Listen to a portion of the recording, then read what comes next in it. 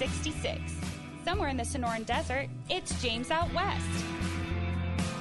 The evening, Phoenix and friends. Let me talk to you. James Out West on this nice and chilly Monday, the 11th of March, 2024. As always, in the studio, Katie West, Pat, the stat guy in the house. We have Aaron on the side of the glass. Flash was here earlier. We had all hands on deck, and the sun just came away with a win. As always, we go in the room, but first we're going to kick it over to Pat so we can tell you what we're going to talk about today, ladies and gentlemen. All right. So, another great show for you guys. We're going to talk about the crazy day in free agency in the NFL today. Absolutely crazy day. And with that, a lot of draft implications, some trade speculation, and then we're going to close the show out with some basketball like we always do. We're going to get into the Suns, 15 more games to end the season, and then some exciting news for the Valley, getting the All-Star game in 2027. We'll talk about that, too, see if maybe Phoenix can improve the All-Star game when it gets here. Yeah, they got a couple of years to figure that out. All right, so, wow, this is tough because obviously free agency or the legal tampering period started today where everybody can talk to other teams if they're a free agent and basically come to agreement within principle. And usually 99% of that comes true. Usually people don't go back on their word and go sign with somebody else. So a lot of these that have been reported, they're going to happen. Right. Now, last week on the show, we were talking with Donnie about this exact situation about two players. First one was Mr. Unlimited, which we're going to get into. Yep. And how I thought, the Giants would be a good pick. Obviously, the Steelers fit, obviously. Mm-hmm. Then we started talking about Kirk Cousins. And I went on this big thing about there's no way his wife was looking at buying a house down there. They were visiting the grandparents. He's not going to move to Atlanta. I felt pretty good about him staying in Minnesota because all signs pointed that it makes sense to stay there. But it only makes sense to stay there if they're willing to pay you. Yeah. And it doesn't seem like that was the case, Patrick, yeah. Because he ended up signing a 4-year, $180 million, $100 million guaranteed, $50 million signing bonus up front that he's going to get right now to be the next Atlanta Falcons quarterback. Yep. Yeah, Big Kirko's a dirty bird. It's official. That's tough. Yeah, I know. Donnie talked about the rumors about him buying a house out there. I just kind of sat back and listened to you talk because, I was kind of speechless. I really did. I thought the Vikings would try and match, maybe not anything. I kind of said it. If someone throws a bag at Kirk, maybe he's gone. But if it's within reason, the Vikings, he was always going to be the best option for the Vikings. And not to get too deep into that and their current situation, Kirk ends up in Atlanta. Like you said, they visited the grandparents. His wife is from Atlanta. Right. So, it makes sense. The kids, the family's going to be comfortable out there. It's tough, man. He was with the Vikings for 6 years.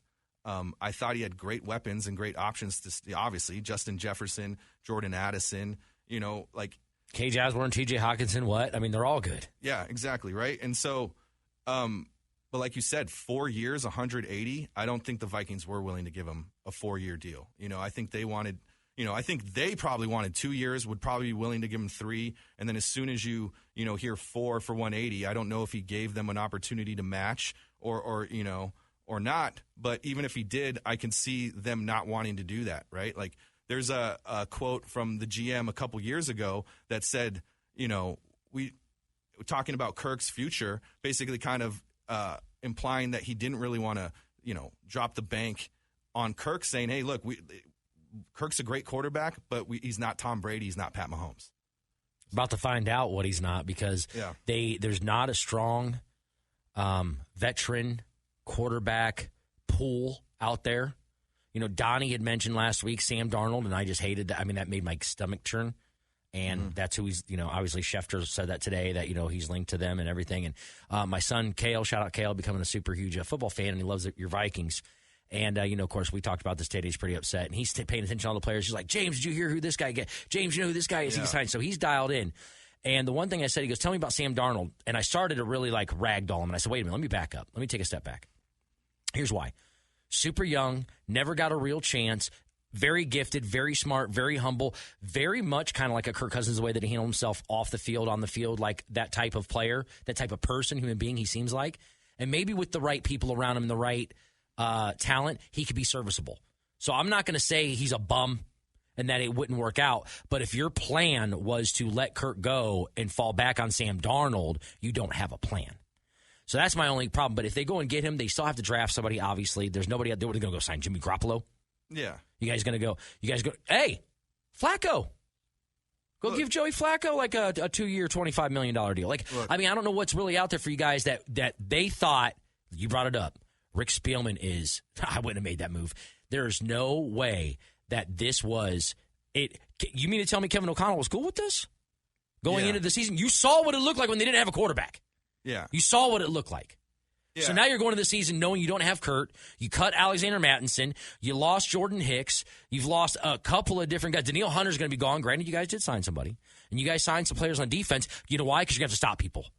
You're going to have to stop people. And I say you guys, sorry, the Minnesota Vikings. They're going to have to stop people. That's why they went out and got Blake Cashman. That's why they went and got and made some real moves on the defense. Because offensively, you might be playing where you only can score 17 points. Because right now, nobody's got to feel happy about what's going on in the quarterback position, which is the most important position in all of sports. And in Minnesota went from having a top 7 guy when healthy to having a guy that saw ghosts in the New York Jets, 6 years ago if they go get Sam Darnold. Yeah, I mean, I've been hearing all kinds of names. I've been hearing Sam Darnold. I've been hearing Zach Wilson. As far as who we're set up to draft, it's like the J.J. McCarthy or a Michael Penix. So, right now, those are kind of the realistic names for us. I kind of like the Joe Flacco. For the Vikings fan base, right? Like, who's going to be a quarterback that we can get behind? And more importantly, who's a quarterback that Justin Jefferson can get behind, right? So, one thing, like we talked about, Rick Spielman brought his name up. One thing Rick Spielman would have never let happen is he would have never let Kirk Cousins and Justin Jefferson both not be re-signed. Like, they both didn't have a contract. Like, he let those extensions go. Like, Rick Spielman was great at extending players. And, he would, go in one, Danielle Hunter. Remember when, the Vikings kept that defense together for, 7-10 years? Because Rick, he was, so it shows a little, maybe not immaturity, but lack of experience from this, GM coach, the Mike Zimmer, Spielman days. They were great at drafting and they were great at re-signing people, right? You can't even argue that. But on the flip side, they didn't win anything. They didn't get to the ultimate but either way, anyways. But they would have never let Kirk go and then be in this situation where they still haven't re-signed Justin. And maybe that's why they couldn't give Kirk 4 years, 180, because you got to go, extend Justin, who wants to break the bank, right? And Hopkins, right? DeAndre Hopkins came out and had a tweet that said he really thinks Justin Jefferson is worth $40 million a year. So, and he might be. Some of these receivers are going to start making quarterback money. We see that's the trend that's happening. Yeah. My biggest thing with the Minnesota Vikings and what they did or lack thereof, and you keep bringing it, they must not. Obviously, they weren't willing to give him 4 years, 180, but it's technically 4 years, 100.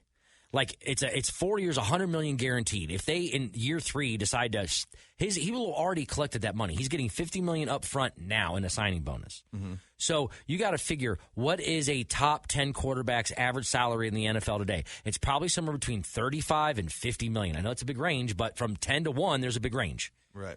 Baker got what? 4 year, $100 million and $50 million guaranteed. So he's going to make $25 million. He essentially got the same thing Kurt got. Right. I mean, really. Now, if Kurt plays out that final year and gets that, 180, so be it. That means he played the whole time, though. Yeah. And so if he played the whole time, he was healthy. And if he collected all the money, he was healthy. And a healthy Kirk Cousins wins 13, 12 games a year. Right. And I know you know that. I'm not yelling at you about it. I'm frustrated for Vikings fans because they're kind of my pseudo team because of the family. Yeah. And to see them go down this route of, if you don't have the guy in the building, the stress that is put on everybody else sometimes takes you down a tunnel that you can't get out of for a long time. Yeah, look, they put off negotiations with Kirk last year, and then he tore his Achilles, right? And now, he gets an offer for 180. I know you just broke down the contract and all these things, but I think, this new group, right, with Kwesi and KOC. Yeah, they might want to get younger, right? You got your stars are young, right? Justin Jefferson and Jordan Addison, right? Now you got to go get that young quarterback. And so, I was asking you earlier, what's the deal with J.J. McCarthy? I hear a lot of people kind of knocking him, but then again, he went and won a national championship.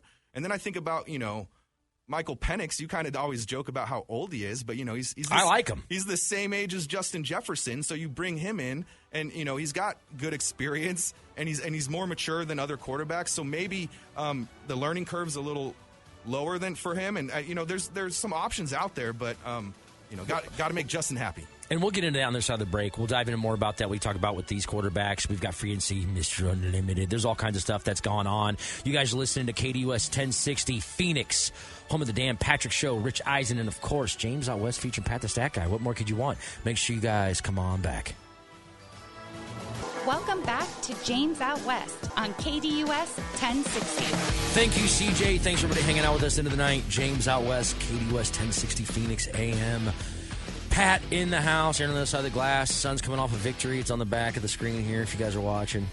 And we'll get into that later. But, all right, so let's finish up this Kirk Cousins talk. As you had mentioned, we're over it. I'm not over it. I know we're not over it. But we're over it for now. We've cooled off a little bit, Really I'm going to get this is going to piss me off all year. So this is just and the reports of real quick the dumb quarterback stuff. This is dumb. You don't sign Kirk. Now it could work out in the end. Don't get me wrong. But right now, day one, this was dumb not re-signing him. 2, the Browns are looking at interesting and bringing perhaps Jameis Winston in to be a backup. I don't want crab legs anywhere near mine. First off, there's no crab legs up in the Lake Erie region anyway. So he's already out. Yeah. He's already going to have a hard time. Keep him in the AFC South, or the NFC South, which is where we're going to go to. I wonder if you aged yourself with that joke. But That's okay.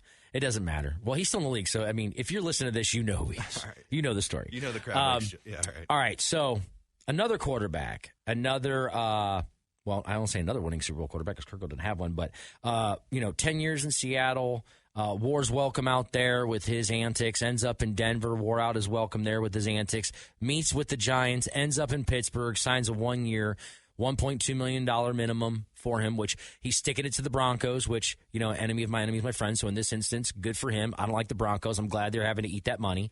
But you had just mentioned, Patrick, that the odds from before the Pittsburgh Steelers, Aaron, your team, signed Mr. Unlimited, and after, their odds didn't change at all. So he does not have an impact on this team winning any more than Kenny Pickett or Mason Rudolph. I mean, that's a concern. At least not according to Vegas. And so, Aaron, I'd like to go to you and get your initial thoughts when you saw that Mr. Unlimited was signing with your Pittsburgh Steelers. Oh, I hated it. Not a big fan of Russell Wilson. And, maybe like a few years ago I would have been really pumped, but not this era of Russell Wilson. But I guess it kind of shows like the way that the Steelers organization works is there's still like that silver lining, which is the fact that it's very cheap for the Steelers to be having Russell Wilson this season. So, I mean, I'm not excited about it. This is probably the least I've ever looked forward to seeing a quarterback play for the Steelers. I'm not happy about it, but at least it's cheap. Man, I can't stop smiling right now hearing you and so your misery. Funny. I mean, it's like genuine. Like I got they're high in the cheekbones right now. I'm my smile is just seeing how Browns fans smile at Steelers' pain. Listen, 100%. Because as soon as it happened, I was like, "Oh, this is awesome. Let's ride." Hey, I was gonna say Steel City. Let's ride. Let's ride. Steel City.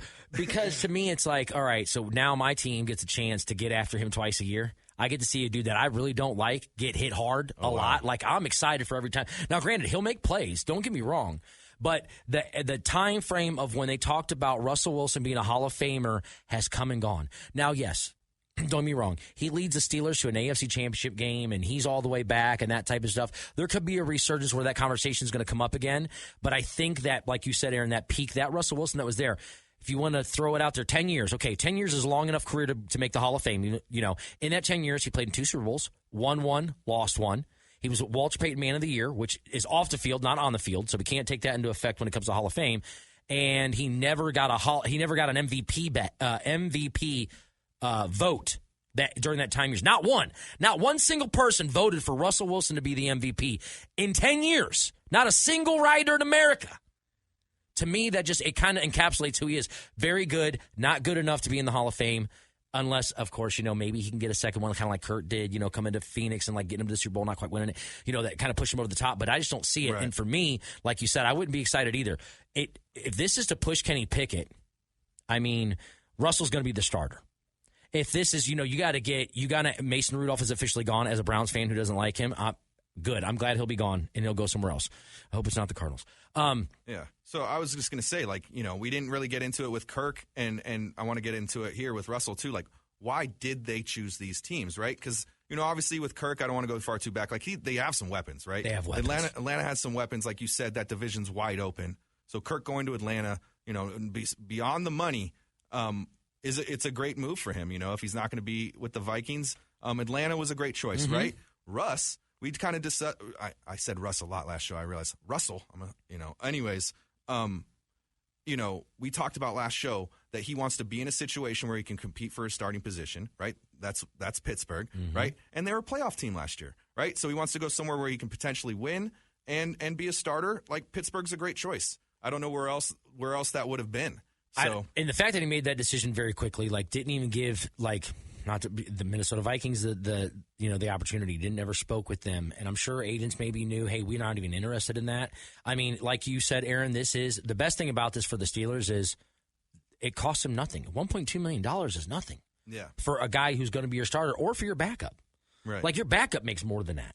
So they're in a good spot that way. But and they are talented on the defensive side of the ball. We see that they roll out Mitch Trubisky, Mason Rudolph, and Kenny Pickett last year with subpar running game, offensive.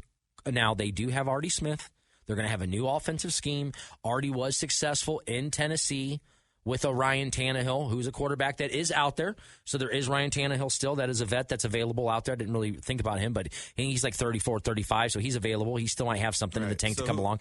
But to watch it go down the way it did and to see that Mr. Unlimited is now in Pittsburgh, one thing, and I thought this was interesting, that's why I like listening to NFL radio, specifically their channel, is they were mentioning, in the beginning people are going to buy into him, but is he moving to Pittsburgh? Or is he going to fly in on his private jet and just have a condo and stay and just be there during practice and then gone? Is he going to be rah, rah, rah, Russ? Because that's going to get old quick if it's not real. The Pittsburgh Steelers, just like the city, can snuff out fakes and frauds. Oh, yeah, for sure. And they'll make it known real quick. And that's the thing about Mike Tomlin. If this is Mike's last season, which I don't think it is, but if it is, maybe Russell gives him the best chance. He's like, look, we brought in a guy.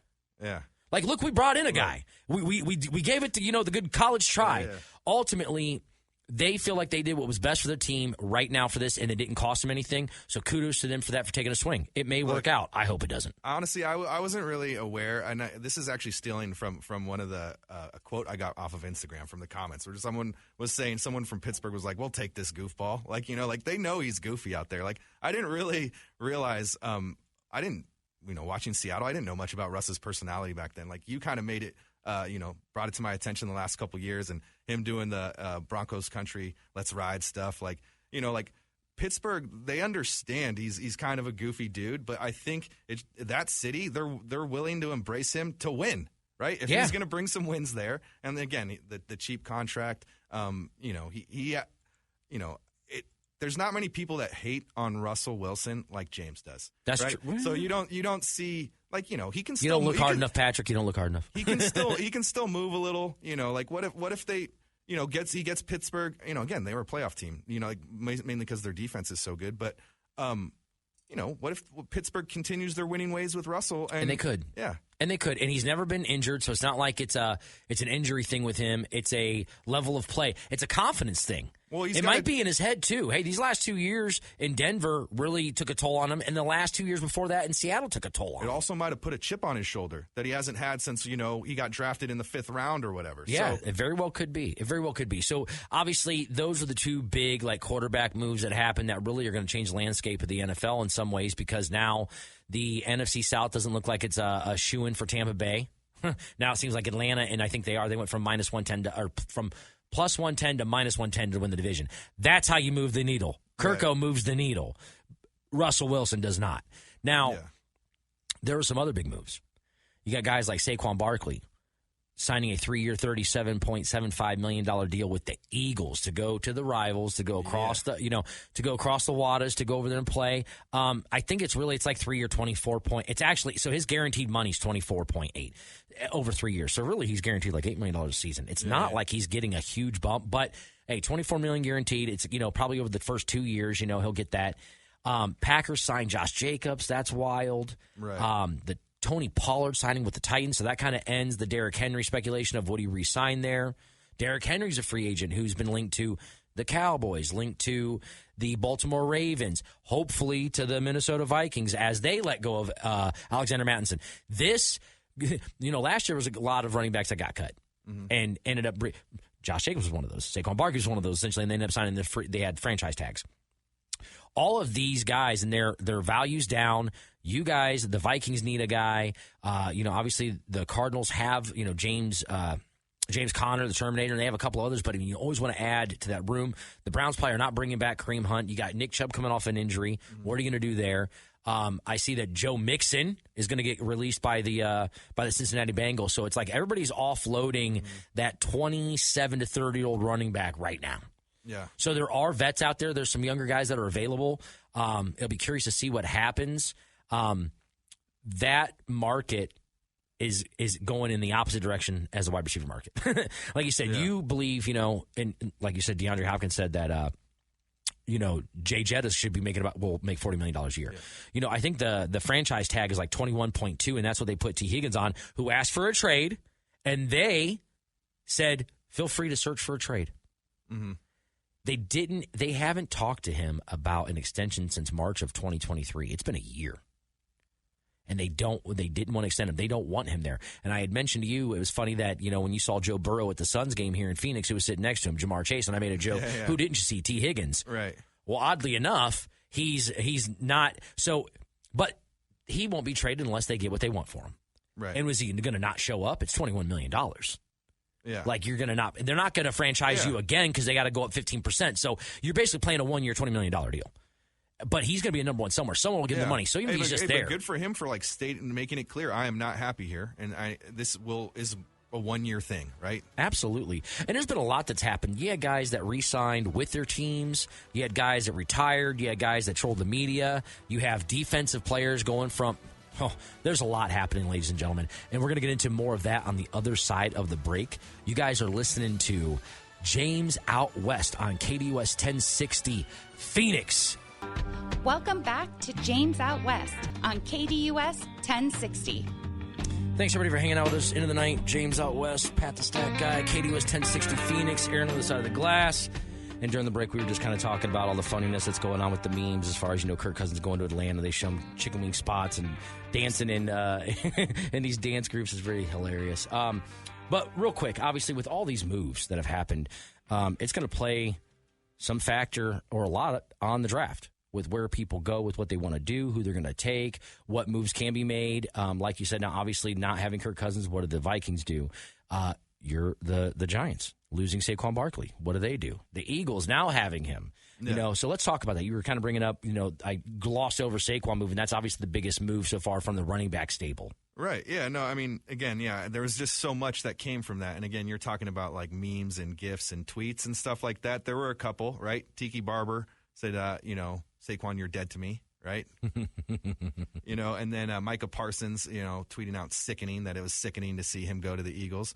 But I have a stat, last year the Giants were 31st in run block win rate, right? The Eagles, first. All right? That's sickening, Micah Parsons. All right? So, and there was another bad joke I made during the break, and I'll make it now. Why not? Right? Like, does this make Jason Kelce want to, come back? Because, man, like having Saquon, like the Eagles are going to be dangerous. It's going to be interesting to see how him and Jalen split up those goal line run attempts, but. Oh, my goodness. Well, obviously they can't yes, that makes Jalen great, of course, but you can't keep burying his body the way that they did. Right. And now you don't have the heart and soul of that goal line push. Kelce, to be able to, I think what made it unique, and a lot of teams do 4th and 1 and can do stuff, but what made it unique was his size, his ability to get low, his angle, all those things that made it unique was kind of unique to him, not to just any center playing in the NFL. And to Jalen and knowing, playing so long and being able to feel and go. And you said it, this is interesting, just hit me. Jalen Hurts in the NFL is only taking snaps from essentially Jason Kelce. Mm-hmm. And he said that he had to get used to the way Jason snaps because he snaps unlike anybody else. He fires them out of there quick. Like, you have to be ready. Okay. Right? So now the center is going to be a different dynamic. Now, granted, they'll get that all worked out before, regular season. But still, he's going to go his entire career with having a Hall of Fame guy, snapping the ball and protecting him up there, making all the calls, to now somebody else. Yeah. There's going to be some, not growing pains, but there's going to be some differences in the offense, the way they call it, because you're just going to have to. Right. Because things have changed. Now, them adding Saquon, very good. But remember, they had Swift. They had guys. They had running backs. They just didn't utilize them as much because they would lean on Jalen Hurts. Yeah. So now if you're going to bring on a Saquon Barkley, and this is probably his last go as far as getting, I would put all the miles on his legs. Right. Like, this is like, you're not going to re-sign him to a second contract. You gave him a 3-year, $37 million. You're not giving him any more money after that. So I would run the wheels off that dude. Yeah. Like, I mean, it's really. Harsh, but true, yeah. But that's the name of the game. Like, right, you do that also until he can't again, play. like you said, it saves Jalen's wheels a little bit. And you know, like you said, Jalen, you know, doing those little Philly, I almost called it Philly specials, but you know, what is the tush push? The tush push and the brotherly shove. Yeah, the brotherly shove. All that stuff. Like, you know, this, you know, having Saquon there, like, they're just going to be as dangerous as ever.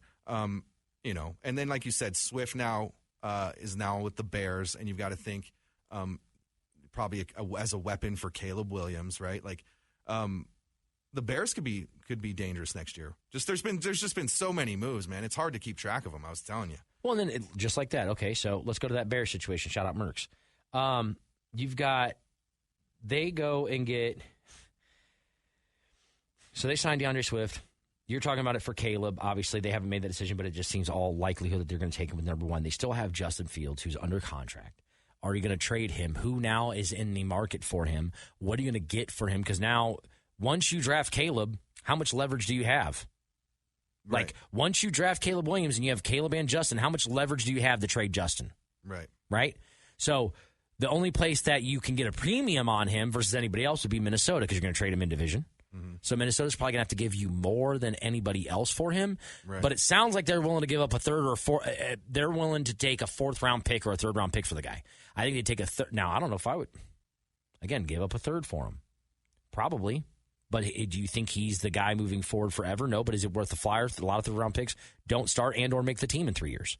So you can have the ability of bringing a guy in and then still drafting somebody. Mm-hmm. So with Tennessee, they drafted a guy last year. They brought in a coach where they think they can win with him. So where could they even do that with? So they're kind of sitting there. Jacoby Brissett signed with New England. I'm trying to think of where the hell could Justin Fields go if they're going to draft Caleb Williams at 1? Or do they trade one and pair it up and don't take Caleb Williams and lead for the, get more draft collateral for the future and build a better team and go get a Marvin Harrison or go get a Joe Alt, go get guys that'll make impacts now and later if you don't. I mean, like you said a few weeks ago, Pat, you'd mentioned, I am not envy of the Chicago Bears front office. Mm-hmm. And the more and more we talk about it, the more and more that rings true because they are in a potential lose-lose situation. You don't draft Caleb Williams and you keep Justin, you do things and it doesn't work out. And Caleb's a guy. Yeah. Oh, my goodness. Or you draft Caleb Williams, you ship off Justin Fields, Justin goes somewhere and plays well, and Caleb flops. Mm-hmm. There, you have a very high propensity of you're not going to have a job in 3 years, which I guess GMs in the NFL anyways have a high propensity of having a job in 3 years. But you're making an opportunity. You have the opportunity to make a pick that will change the dynamic of a historical franchise, potentially for 10-plus years, good or bad. Right. And, Donnie last week when he was on the show talked about how he heard rumors about the asking price from the Bears for the number one pick. And he was saying it was 6 picks, right? It was 3 firsts and 3 seconds, right? Which is basically, we all acknowledge is an FU price. It's basically saying we're not trading this. You would have to really wow us to get this. And obviously after the Vikings lost Kirk, I was like, hey, maybe that's actually worth it for the Vikings. I don't know. But either way, that's actually, I think, why, I'm leaning towards that. Like, that's really a sign of they're not trading the pick. They don't want to trade the pick. That, it's an FU price, and they are keeping number one, and they're taking Caleb. And, and then you do see, the moves that they're making today, and you've got to imagine those new weapons, Swift with Caleb. I'm not picturing them with Fields. I'm definitely not. So, and we'll see what happens. I mean, they have a lot of holes to fill too. Not just at quarterback. They will have to figure out what to do with Justin Fields. Then that domino happens. Okay, the two pick is Washington Commanders. They need a quarterback. Well, if they're all in on a Caleb Williams and they can't move up to one to get him, are they a Drake May guy? Are they a Jaden Daniels, which probably sounds like they might be a Jaden Daniels guy, and they're just sitting on him. 3 is New England. They just signed Jacoby Brissett for 2 years, $8 million. They love Drake May. And they traded Mac Jones to Jacksonville. So they are taking a quarterback at 3. It's which one? And he doesn't have to start year 1 because they just signed Jacoby to be that guy. Yeah. So they're taking somebody at 3, but they don't have to have him be the starter week 1 unless he earns it. I think Drake May would beat him out. Yeah. You know what I'm saying? Well, you never know. You never know. So they have that. So Cardinals at 4. We know that they're keeping Kyler. That could lean more and more to them either getting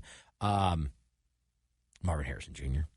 I would like to hear what Pat said, or what Donnie has to say about that, what he's hearing, because there's a lot of guys, offensive linemen. I think that there was a stretch somebody put out there that them taking like a D line or D tackle from Florida or Alabama. It's like, no, they're going to go get. You have to help your offense in a league that is more and more important. The importance of offense and the rules cater to the offense, and they hinder the defense. Unless there is a generational defensive player that you're a piece away from grabbing, you have to go offense. If you're the Cardinals, you have to go offense basically everybody. Right. Because, like you said, your Minnesota Vikings got better on defense because they're going to have to be, because they just decidedly to let go of Kirko. You had your Las Vegas Raiders, shout out Bowers, they got Mad Max. They got guys. And now they went and signed defensive tackle Christian Wilkins from Miami. They're going to put him next to, Mad Max. Why is that? Because they play Pat Mahomes twice a year. Right. They have to be able to get after Pat Mahomes. They have to get more pressure on Pat Mahomes. This move was to stop Pat Mahomes. Mm-hmm. So they know that on offense, they like that Caden O'Connell kid. Even Donnie D said it. They like him, Aiden O'Connell. They went and just signed Gardner Minshew. Minshew Mania can play. Right. So they have Devontae Adams. They found their running back last year. Remember their rookie that they had? His name is escaping me right now, but he's Zaire, I think. Yeah. He's going to be the number one. They're going to go get a backup. Right. You're right. There's a lot of guys, and I think Austin Eckler just signed with somebody. Didn't he just go somewhere? Where did he just sign with? Washington. There you go. So there's been a lot of, musical chairs having another running back that's, moving on. Yeah. I don't like Joe Mixon personally, but like on the field, Joe Mixon, he's got my respect. That guy with the Minnesota Vikings would look nice. Yeah. Because he's no nonsense. Aaron Jones.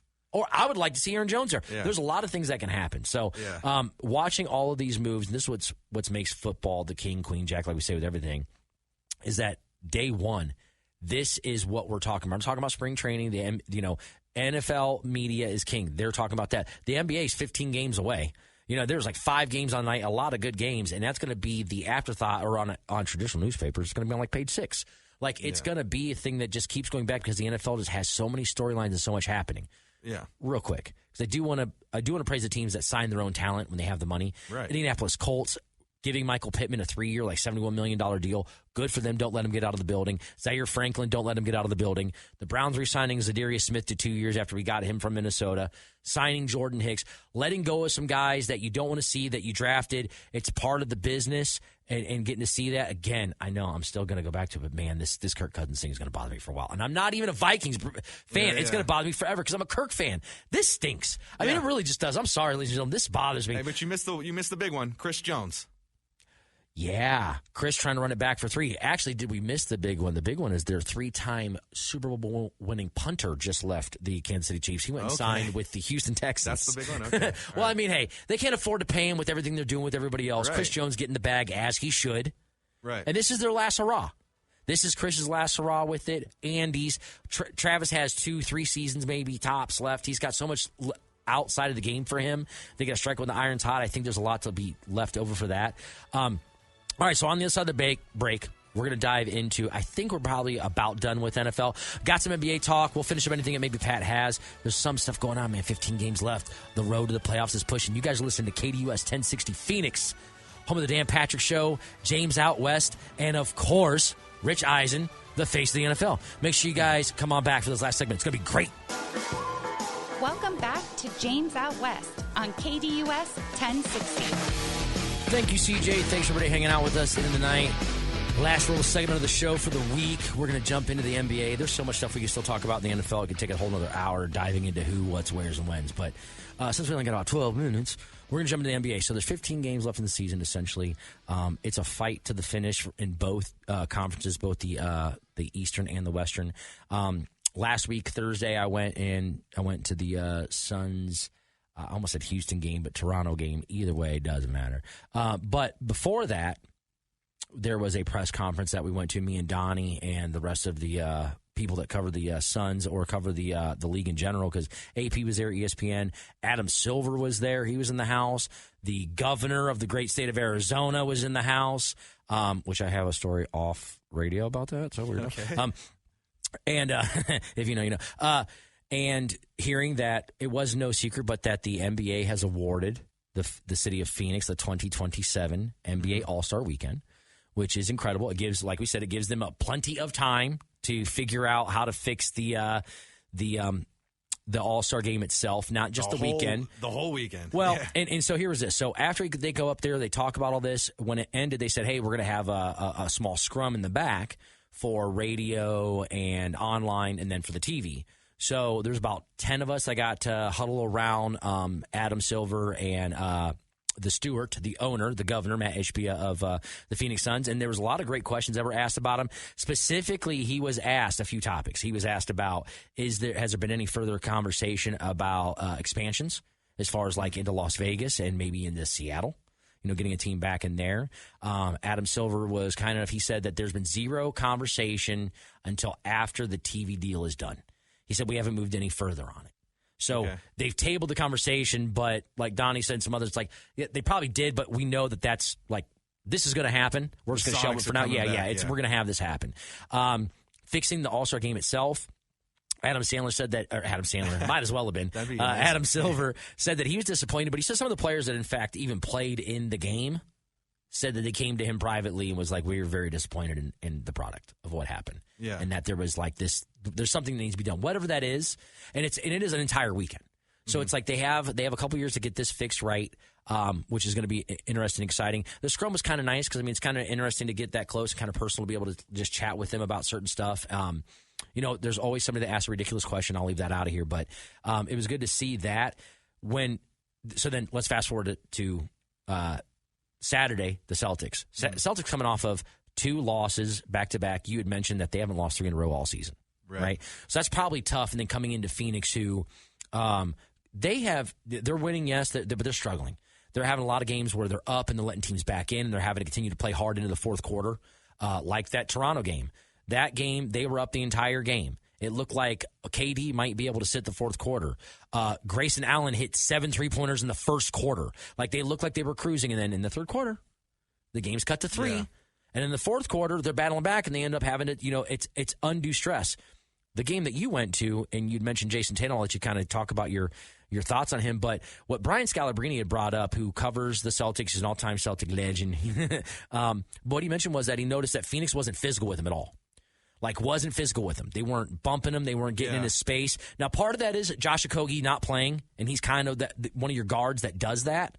But he was saying when you don't do that to him, you let him freely just bring the ball up and set up the offense. That's not a plan for success when playing against Tatum. You need to put fresh bodies on him every 3 to 4 minutes. Be rotating guys in to physically wear him down and put somebody else on the clock to have to make the bucket, whether it's Jaylen Brown, whether it's Porzingis or whatever. With that being said, what did you see when you went to that Celtics game that kind of stood out to you with Jason Tatum?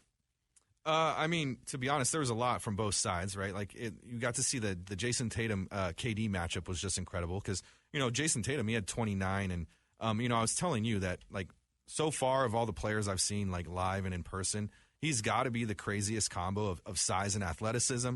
And given I haven't seen Giannis, I think we went to the Super Bowl when the Bucks were in town, so worth missing that. Worth missing it. But either way, the guy's he's incredibly athletic, and again he had 29, 7 and 10. Great passer, can shoot the deep ball. Again, had a crazy dunk on Bradley Beal, who actually went to high school, not that high school together, but they went to the same high school in St. Louis. So it's kind of cool to see them kind of guarding each other. But again, Bradley Beal, is not the guy to guard Jason Tatum. Kevin Durant, staying, 35-year-old Kevin Durant, yeah, he's 7 foot, but he can't stay with Jason Tatum. So teams like Boston are going to give him trouble. And they didn't, the Suns didn't have Devin Booker, but the Celtics didn't have Porzingis. So, right. It's true. 117, 107. There was a lot of self-inflicted wounds for the Suns. You hear some of the Suns media talk about, well, you got to look at the positives, and you do. But I think the Suns fans lately, they're feeling discouraged, and rightfully so. The team, I think you said it to Donnie, when you have these players, expecting them to win the championship is one thing, but they've got to be better than what? Where are they right now? The 7th seed? They're the 6th seed. 6th seed, right? And I know there's been injuries and getting everybody on the same page at the same time, hasn't really happened. But, it's got the fans discouraged, and rightfully so. Well, and I'll say this. Hey, they're 38-27. I mean, that is a good record. But when you're not quite at the 60% mark, the New Orleans Pelicans have a better record than you. Granted, by a game and a half, but the New Orleans Pelicans have a better record than you. The Clippers, they have a lot of firepower. They've stayed healthy this year. They do. The upstart Minnesota Timberwolves, okay, understandable. The Denver Nuggets, obviously, of course, and then your Oklahoma City Thunder. But looking at it like that, like the Suns, I'm looking at their next couple of games. They're on a 4-game road trip right now. So they just beat the Cavs 117-111, which they were down 19 in the first half to a team that was missing 4 starters. So the fact that they had to play back and then they took the lead in the fourth quarter and was able to come back and win this game, good for them. Right. Because they have to be able to do things like that. They have a day off. They have Tuesday, Wednesday off, which is nice. They nice. play Thursday against the Celtics. They get the Celtics in Boston. So their days off are in Boston? Yeah. And then after that, they're at Charlotte for the Hornets, and then they fly from Charlotte to Milwaukee to play the Bucks. Yeah. No, they have a tough, the next 3 games, Celtics, Hornets, and then Bucks, and then they come home. They don't play again until Wednesday, so they get a nice little break, and they get the Sixers, obviously without Joel Embiid, so that'll be helpful. And then they get the Hawks and the Spurs twice. So they do have a little bit of run there, but I'm looking at it right now. If it stands true to pass right here, which I think the Nuggets will finish the number 1 seed because they want the number 1 seed. I think Nuggets are going to be number 1. You're going to have one playing. So Nuggets playing who? Dallas or the Lakers or Golden State, basically, in the first round. Your number 2 seed, either Oklahoma or Minnesota, will probably be playing either Sacramento or Phoenix. Right. Like, if you're a Phoenix fan, where would you rather go? You rather play the Minnesota Timberwolves or would you rather play the Sacramento Kings? I think we saw what the Sacramento Kings did last year. You know what I mean? Like, I think for me, and as a Suns fan and being in Minnesota, I mean, Minnesota with Ant and the things that they have, they're going to be tough. They've been tough all year. Do I think that the Suns in a 7-game series with them can beat them? Yes. Just because they have more. Mm-hmm. They may lose a game. They'll lose 2. They might go 6 games, sure. But they can beat that team and move on to the next round. I will give the Suns credit in this. Hey, they played 3 overtime games, and they're 3-0. And that matters, especially when it comes to the playoffs, because that means they know how to win in tight games. They know how to win when your back's against the wall. Being 3-0, I think there's Sacramento's 4-1, Lakers are 3-1, and Oklahoma City's 3-0 in overtime games. A lot of Minnesota's 1-4 in overtime games. Not that you're going to have a lot of overtime games, but that shows you they don't know how to quite close out yet because they're just not there yet. Mm-hmm. They will get there. Anthony Edwards will make sure of it. You know what I'm saying? So looking at the way that the West is breaking down, I mean, it's going to be a bloodbath, and the play-in tournament's going to be fantastic. This is exactly what the NBA wanted, I'm sure, when you have that. Yeah. We saw something, and real quick, I want to bring it up because AD. And everyone's like, oh, AD and the Lakers, AD. He had something nobody's ever done. He had 25 points, 25 rebounds, 7 steals, 5 blocks, 5 assists. I mean, it was an incredible stat line against Minnesota, the number 1 team in the West, and winning in Minnesota. No Rudy Gobert, no Cat. Okay. Just a preference. They had nobody big. Granted, not to take away what he did, and they beat the number 1 seed at the time. But just, we want to pump the brakes because it is, everybody, AD and the Lakers. But again, let's put some preference on it. But again, the Lakers get in the playoffs. That's a tough team to beat with their size. Right. In 4 games or 7 games or whatever. Well, okay. I mean, there's a lot to react to off of that. But, I will say, the Suns, they have disappointed in some games, and you go to these. They're playing from behind a lot. It's not every game, right? Like you can find an occasion and prove me wrong. But a lot of the games I've gone to, they're playing from behind, and then they have to fight back, and they do fight back. And in today's NBA, no lead is safe. I've noticed that a lot at these games. They can come back from a large deficit. But one thing I do like about them is their ability to switch up lineups. So in a long series, whether it's putting KD at center, bringing in Bol and using some of their length and just the versatility they have in a long series, I do think they can beat some of these teams ranked higher. Absolutely. And looking at it too, both the East and Western conferences, what's wild is the 1 through 8, basically the 8 seeds have the same records. Everybody's doing really well. It's the bottom of both divisions are, horrible, but this is what's going on. Basketball's in a great spot right now, and I'm excited to see what this playoff push brings. All right, so next week we'll be talking obviously more NFL and more basketball because it will be going down. Make sure to follow us on Twitter at James_Out West, IG James Out West, and at Pat the Stat Guy. You've been listening to James Out West on KDUS 1060 Phoenix. Make sure you guys have a wonderful evening. Pat, anything else? Nope. All right, man. Y'all, one love. Be safe. Peace.